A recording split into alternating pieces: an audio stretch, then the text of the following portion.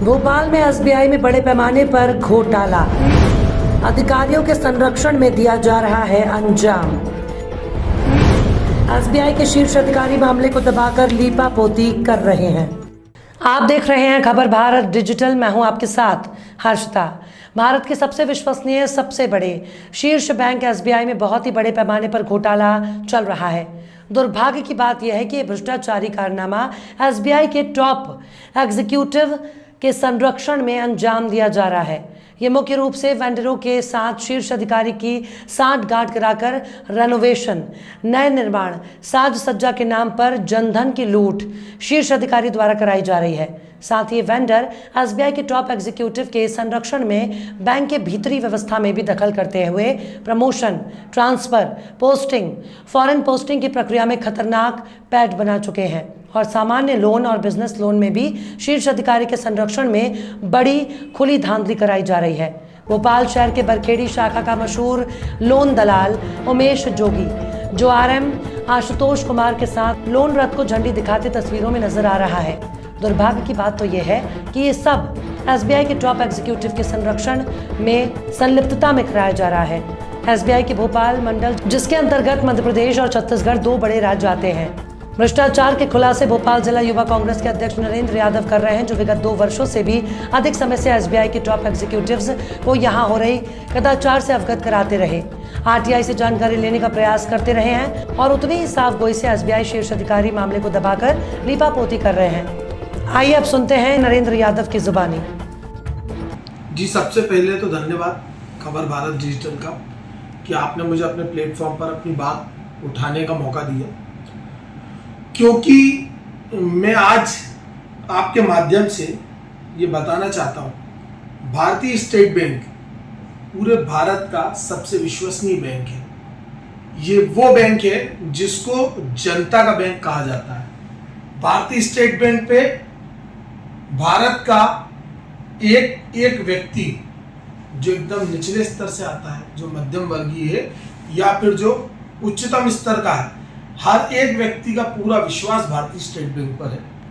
और आज जो मैं आपके सामने आकर ये चीज़ों का खुलासा कर रहा हूँ, वो इसलिए है क्योंकि जब पूरे देश का किसी जगह विश्वास हो, उस जगह जब अनियमितताएं चल रही हैं, लगातार आम जनता के खून और पसीने की कमाई से लोग पालन पोषण अपना कर रहे हो, बड़े पैमाने पे करोड़ों अरबों रुपए का घोटाला हो रहा हो और उसकी लगातार कागजों के साथ, एविडेंस के साथ जब उसकी शिकायत बड़े अधिकारियों तक पहुंचाई जा रही हो, मैं पिछले 2 से 4 साल हो चुके हैं मुझे लगभग, मैं लगातार शिकायत भी कर रहा हूं, मैं अधिकारियों को दिखा भी रहा हूं कहाँ क्या हो रहा है, एक विसल ब्लोअर की भूमिका पूरी तरीके से अदा कर रहा हूं। एसबीआई के बड़े अधिकारियों को लगातार बता रहा हूं कि कहाँ क्या चल रहा है, कहाँ कैसे भ्रष्टाचार हो रहा है, क्या उसकी रूपरेखा है। लेकिन मुझे खुद अब ये सोचने में बड़ा अजीब लगने लगा है कि ये अधिकारी खुद इसमें संलिप्त है या फिर इनका संरक्षण है जो हर चीज पे लीपापोती कर रहे हैं। एसबीआई में कौन कौन से मुख्य मुद्दे हैं जिन्हें आप बार बार उठा रहे हैं? मैं आपको बताना चाहता हूं कि सबसे बेसिक मुद्दा तो यह है कि एसबीआई में जो लोन होता है, आप देखिए कि एक आम आदमी जब लोन लेने जाना चाहता है तो वो पहले सोचता है कि मुझे कम से कम ब्याज दर पे लोन कहाँ मिलेगा, कौन सा ऐसा बैंक है जो मुझे मेरी जरूरत के हिसाब से मुझे पैसा भी देगा और मैं उसको सही ब्याज के साथ वापस कर सकूं। तो पहली प्राथमिकता हर व्यक्ति की होती है स्टेट बैंक ऑफ इंडिया। लेकिन हालात ये बन गए हैं कि एक आम आदमी जब एसबीआई में जाता है और जाकर लोन के लिए जब वो आवेदन लगाता है तो वो 15 से 20 दिन ब्रांच के चक्कर काटता रहता है, कागज ले लेके जाता है, वापस आता है, लेकिन उसको लोन नहीं मिलता। कोई ना कोई कमी के कारण उसके लोन को वहीं हटा दिया जाता है, डिक्लाइन कर दिया जाता है उसके आवेदन को। लेकिन जब वही आदमी 15-20 दिन भटकने के बाद हर ब्रांच में अधिकारियों के अपने दलाल हैं, अपने लोग हैं, ब्रांच मैनेजर से मिलकर सीधी सेटिंग करते हैं, उनका अपना कमीशन तय होता है और आदमी से जो कस्टमर है जब वो परेशान होगा, उसको पैसे की जरूरत होगी तो उससे डील करते हैं और डील करके जैसे ही जब कस्टमर ने उस दलाल के माध्यम से अपना आवेदन लगवाया, 2 दिन में लोन की राशि 2 से 3 दिन में उसके अकाउंट में आती है। और इसके कई पुख्ता सबूत मैंने दिए हैं कि उन्हीं लोन अकाउंट की राशि जो जिस ब्रांच से उस कस्टमर के खाते में पैसे गए हैं, वो अकाउंट से उन दलालों के खाते में पैसा जा रहा है।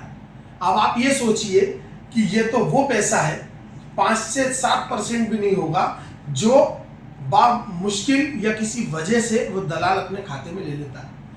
ये इससे कितना बड़ा लेन देन होगा जो खाते से ना होके हाथ से लेन देन होता होगा कैश का। ये भोपाल जो पूरा का पूरा भोपाल सर्कल है, भोपाल के मैंने कई अधिकारियों के खिलाफ इसमें उठाया है, कई ब्रांचों के बारे में बताया है जहां पे लगातार ऐसा ये देखने मिल रहा है। जैसे भोपाल में ही बताना चाहता हूं, भोपाल के एक आरएम है आशुतोष कुमार जी, उनके अंदर में आने वाली शाखाएं बरखेड़ी, फतेहगढ़, सोनागिरी, बेरसिया, रॉयल मार्केट, इन शाखाओं के मैंने एविडेंस के साथ शिकायत करी है, मेल के माध्यम से, आरटीआई के माध्यम से। इवन मैंने उनके ट्रांजैक्शंस तक अपने सूत्रों से निकाल के जैसे तैसे बड़े अधिकारियों को दिया और उनसे कहा कि इसकी जांच करी जाए, लेकिन अधिकारियों ने सिर्फ लीपापोती करी और लीपापोती करके कब जांच करी और कब उस जांच को खत्म कर दिया और अपने अधिकारियों को बचाया। मैं आपको बताना चाहता हूं कि पूरा ये समझ में नहीं आ रहा कि इस सिस्टम में ब्रांच मैनेजर है, ब्रांच मैनेजर के बाद आरएम है, आरएम के ऊपर और कौन से अधिकारी है और किसका कितना हिस्सा कहाँ किसको मिल रहा है, सबके अपने दलाल सेट हैं। ऐसे ही जबलपुर में मड़ाताल ब्रांच है, महाराजपुर सिटी ब्रांच है जहाँ पे भी एक ब्रांच मैनेजर है तुहिन खरे, दलाल है रॉबिन स्वामी, ओम प्रकाश सोनकर, ऐसे कई दलाल इन लोगों के। मतलब आपका कहना सिर्फ ये है कि सिर्फ लोन में अनियमितताएं हो रही है, उसका आप उजागर कर रहे हैं कि और भी कोई मुद्दे हैं? ये तो एक विषय है कि लोन में जिस तरीके से ये लोगों को भ्रमित करके लोगों से दलाली के नाम पर करोड़ों रुपए उजागर कर रहे हैं, ये पहला विषय है। दूसरा विषय है वेंडरों के माध्यम से। मैं आपको बताना चाहता हूं, वेंडरों के माध्यम से एसबीआई में इतना बड़ा घोटाला चल रहा है। हर जगह जो बनी बनाई ब्रांच है उनके रिनोवेशन को लेकर, नई ब्रांच बनाने को लेकर, गेस्ट हाउस बनाना हो या ऑडिटोरियम बनाने के नाम पर करोड़ों अरबों रुपए की लूट मचाई जा रही है। मैं बता रहा हूं, अभी ऐसे ही जितनी भी ब्रांच है जहां पे ऑडिटोरियम, जहां आपका 5-10 हजार रुपए में आप किसी भी जगह ऑडिटोरियम लेके अपना काम चला सकते हैं, लेकिन वहां 70-70, 80-80 लाख रुपए का ऑडिटोरियम अननेसेसरी जनता का पैसा है जिसका दुरुपयोग किया जा रहा है। आपने जैसे बताया कि एक लोन का हो गया, दूसरा वेंडर का होगा, और भी कोई मुद्दे हैं? नहीं, मैं आपको बता रहा हूं, जब भी मेरी बात पूरी नहीं हुई है। एक अधिकारी है हरप्रीत छाबड़ा जी जो आरएम थे, उनने आरएम रहते हुए सुल्तानिया ब्रांच को गोल्ड लोन ब्रांच बनाने के नाम पर लगातार वेंडरों के माध्यम से जम के घोटाला हुआ उस वक्त जब उसे गोल्ड लोन ब्रांच बनाना था। ऐसे ही और मैं आपको एक उदाहरण देता हूं कि मंडला के आरएम है आशीष ओझा जी। आशीष ओझा जी ने वहां पर रिनोवेशन के नाम पे और वेंडरों के माध्यम से जो काम कराने उनके माध्यम से इतना बड़ा घोटाला करा, लगातार जो आम जनता के पैसों को इन्होंने लूट करोट करा कि एक अधिकारी जो आरएम डेजिग्नेशन पर है उसकी नौकरी को लगा कितने समय हुआ होगा, आज उनके गुना में 3 बड़े अपार्टमेंट उन्होंने इस नौकरी से बना लिए, जिस एक अपार्टमेंट में 24 फ्लैट है। तो ये आप बताइए कि ये कहां से कैसे हुआ, ये कौन सा ऐसा तंत्र है जो आम जनता को भी तो पता चले कि भाई पैसा कमाने का कौन सा तरीका है जिससे इतनी इनकम कि 3 अपार्टमेंट जिसमें 24 सुपर फ्लैट ऐसे आपने बना लिए। तो ये सिर्फ एक उदाहरण है, ऐसा लगातार चलता आ रहा है। वेंडरों की वो स्थिति है आज, आपके माध्यम से बताना चाह रहा हूं कि वेंडर तय करते हैं। वेंडरों की ताकत इतनी है कि वेंडर लोगों के ट्रांसफर तय कर रहे हैं। वेंडरों की बड़े अधिकारियों से ऐसी सेटिंग है किसकी कहाँ पोस्टिंग होना ये वेंडर तय कर रहे हैं। फॉरेन पोस्टिंग चाहिए तो किसी वेंडर से मिल लो, और इवन किसका प्रमोशन कब होना है, कैसे होना, ये तक वेंडरों की ताकत आज इस स्टेट बैंक के माध्यम से हो चुकी है। मैं आपको बताना चाहता हूं, भोपाल का एक वेंडर है जो वेंडर गली मोहल्लों में छोटे मोटे काम लेता था, आज स्टेट बैंक ऑफ इंडिया के बहुत बड़े अधिकारी, देश के बड़े अधिकारी हैं।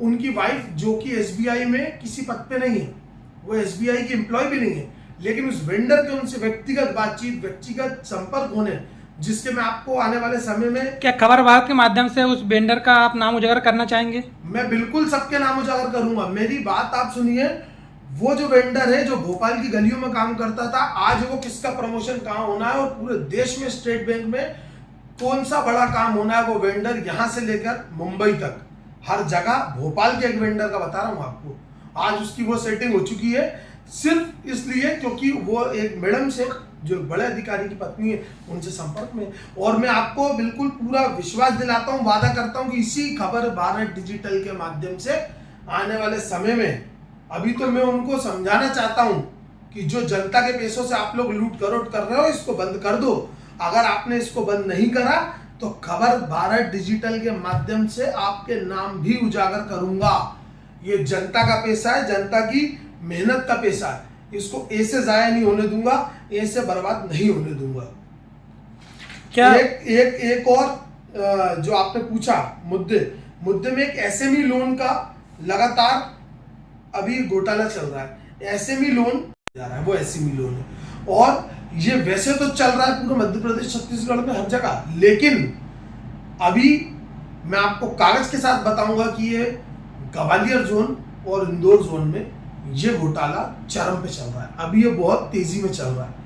तो ये कई हैं चीजें जो मैं उजागर करना चाहूंगा और आपको बताना चाहूंगा। मैं लगातार आरटीआई लगा रहा हूँ, आरटीआई के माध्यम से जानकारी उठा रहा हूँ, मैं अपने तथ्यों से जानकारी निकाल रहा हूँ, लेकिन बड़े अधिकारियों की लीपापोती का स्तर यह है कि मुझे मेरी आरटीआई के जवाब नहीं मिलते।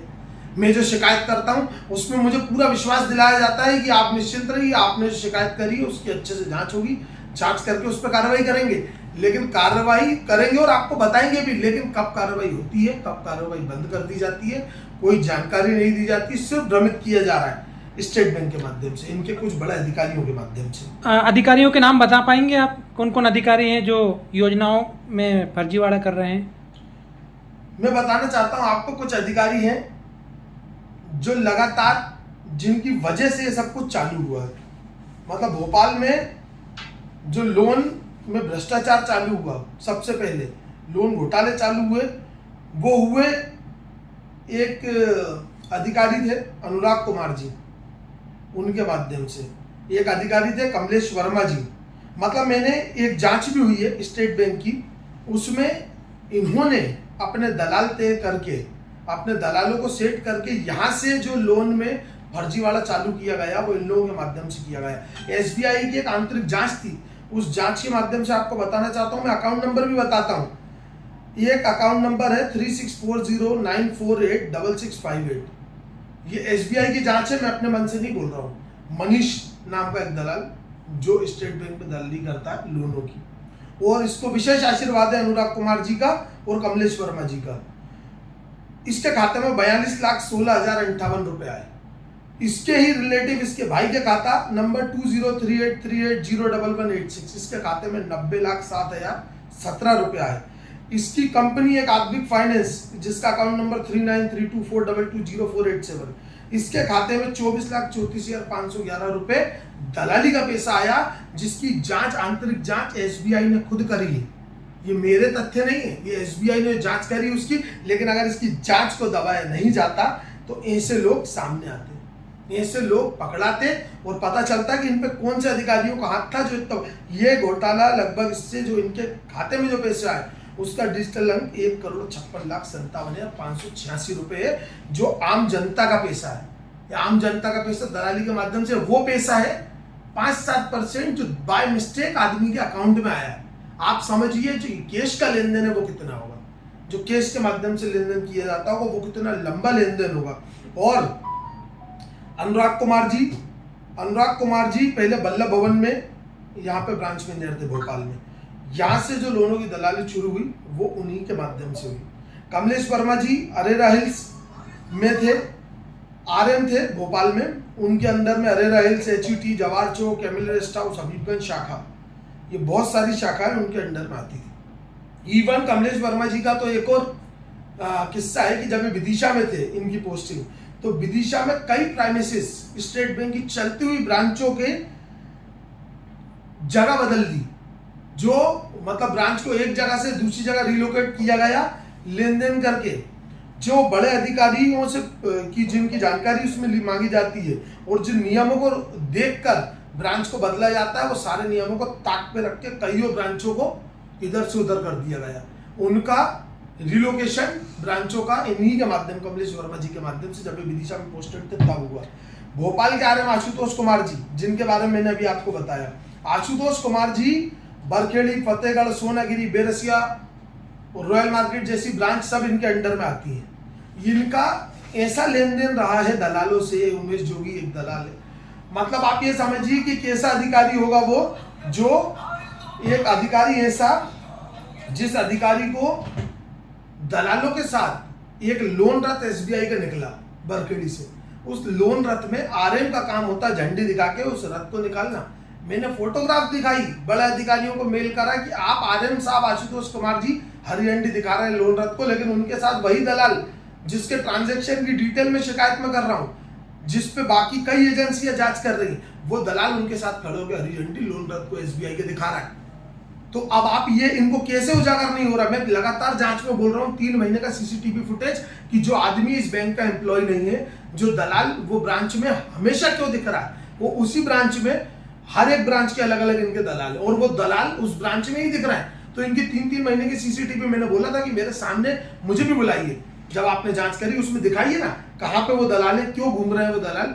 ये सारी सेटिंग इन अधिकारियों के की जगह अरविंद मिश्रा जैसे अधिकारी पर इनको जांच करके सजा देने की जगह इनको पहले यहाँ के सीजीएम साहब का पीएस बना दिया गया और अभी फिलहाल वो इंदौर के आरएम बन गए। तो मतलब जांच में सजा की जगह इन लोगों को प्रमोशन मिल रहा है और ये सब कुछ कैसे हो रहा है आप समझ ही सकते हैं। आपने इन अधिकारियों की कहाँ पे शिकायत की?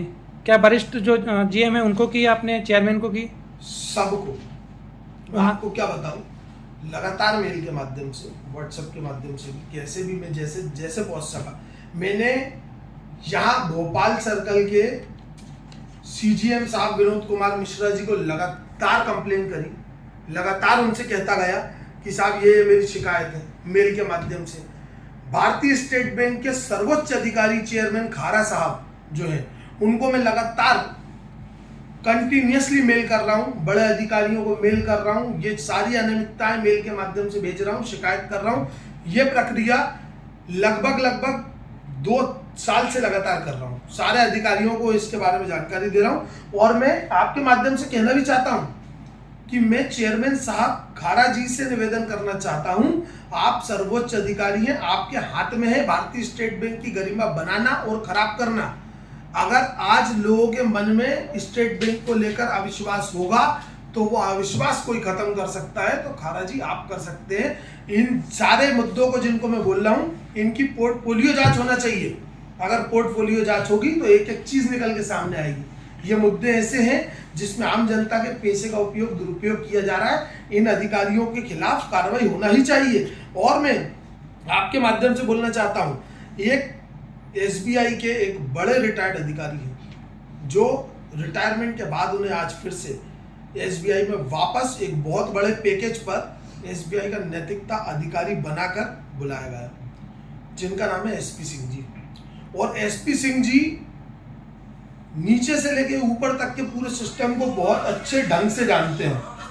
और एसपी सिंह जी का बताना चाहता हूं कि अनुराग कुमार, कमलेश वर्मा और आशुतोष कुमार जैसे अधिकारियों पे लगातार इन पे मैं जब से शिकायत कर रहा हूं, लेकिन मेरी शिकायतों को लीपापोती करके इन सब का पालन पोषण हो रहा है, इनका संरक्षण हो रहा है।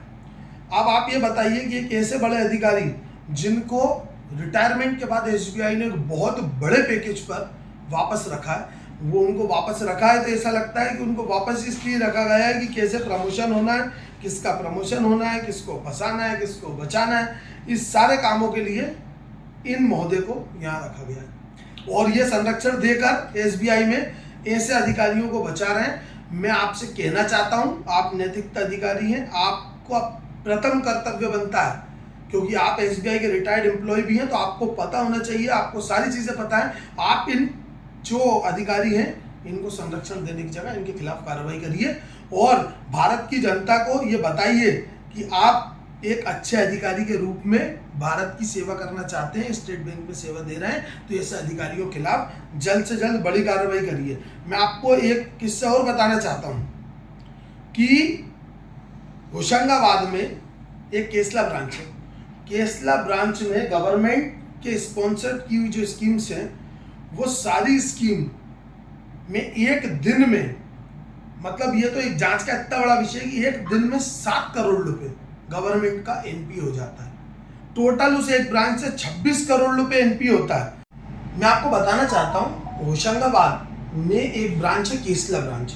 उस ब्रांच में गवर्नमेंट स्पॉन्सर्ड जो स्कीम्स हैं, वो स्कीम जो शासन के द्वारा चलाई गई, वो स्कीम में उसने एक अलग ही रिकॉर्ड बनाया ब्रांच ने। एक दिन में उस ब्रांच से 7 करोड़ रुपए के लोन एनपी किए गए और उस ब्रांच से टोटल 26 करोड़ रुपए के लोन एनपीए किए गए। आप ये समझिए, वो 26 करोड़ रुपए किसका था? वो भारत की जनता का पैसा था, आम जनता का पैसा, जो एनपी हो गया और जिस पे जांच का विषय बनता है। उस वक्त वहां के आरएम अनुराग कुमार थे। अनुराग कुमार के वहां आरएम होते हुए ये एक ऐसा रिकॉर्ड है कि पूरा 100%, मतलब जितने लोन थे वो सारे के सारे लोन ही एनपी हो गए। तो वो 26 करोड़ रुपए जो एनपी हुए, वो किसकी गलती थी? उस पर जांच नहीं होना चाहिए? वो 26 करोड़ रुपए के लोन कैसे एनपी हो गए? उस पर तो सीबीआई की जांच होना चाहिए ऐसे विषयों पे।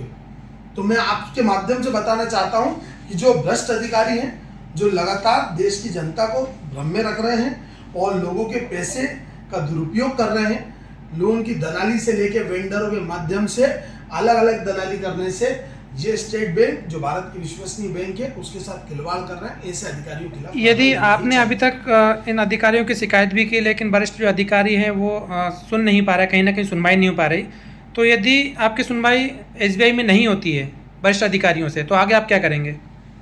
मैं आपके माध्यम से बताना चाहता हूँ, अभी तक ये लड़ाई जो मैं लड़ रहा हूँ स्टेट बैंक से, वो पेन और कागज की लड़ाई। अभी तक ये लड़ाई मैं शिकायत के माध्यम से कर रहा हूँ। एसबीआई का आंतरिक विषय मैं चाहता हूँ एसबीआई के बड़े अधिकारी इसमें इंटरफेयर करें और उन सारे अधिकारी जो भ्रष्ट हैं उनके खिलाफ कार्रवाई करें। ऐसे अधिकारियों को जनता के सामने लाएं और एक उदाहरण सेट करें कि आने वाले समय में अधिकारी किसी भी प्रकार का भ्रष्टाचार, आम जनता के पैसों की लूट करने में डरे।